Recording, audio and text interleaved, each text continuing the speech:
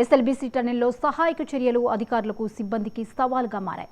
ప్రమాదం జరిగి 28 రోజులైన టన్నెల్లో చిక్కుకున్న వారి ఆచూకీ ఇంకా లభించలేదు. ప్రస్తుతం ర్యాట్ హోల్ మైనర్స్ ఉదయం 11 గంటల నుంచి రాత్రి 11 గంటల వరకు సహాయక చర్యల్లో పాల్గొంటున్నారు.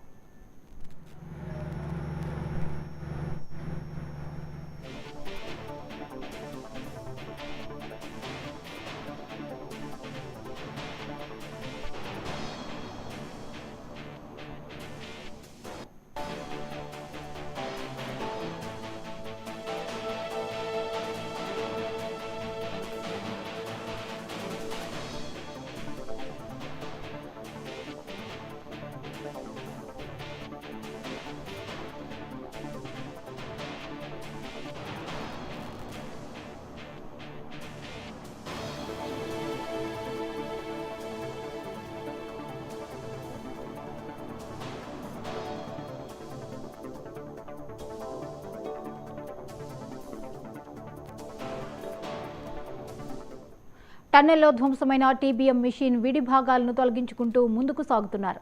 ధ్వంసమైన టన్నెల్ బోరింగ్ మిషన్ మధ్యలో D2 ప్రాంతంలో కేరళ జాగిలాలు గుర్తించిన ప్రదేశాల్లో నీటిని తోడేస్తూ మట్టిని తొలగిస్తున్నారు. సొరంగంలోని చివరి 30 మీటర్లలో రాళ్లు, మెత్తని మట్టిని కదిలిస్తే నీటి ఊట పెరుగుతుందని సహాయక సిబ్బంది సైతం భయాందోళనకు గురవుతున్నారు. ప్లాస్మా కట్టర్స్ సాయంతో మినీ విద్యుత్ ఉపకేంద్రం టీబీఎం ఇనుప చట్రాలను కత్తిరిస్తూ ముందుకు సాగుతున్నారు. D1 ప్రాంతంలో తవ్వకాలు పూర్తి కావచ్చినా అక్కడ ఎలాంటి మానవ అవశేషాలు లభించలేదు.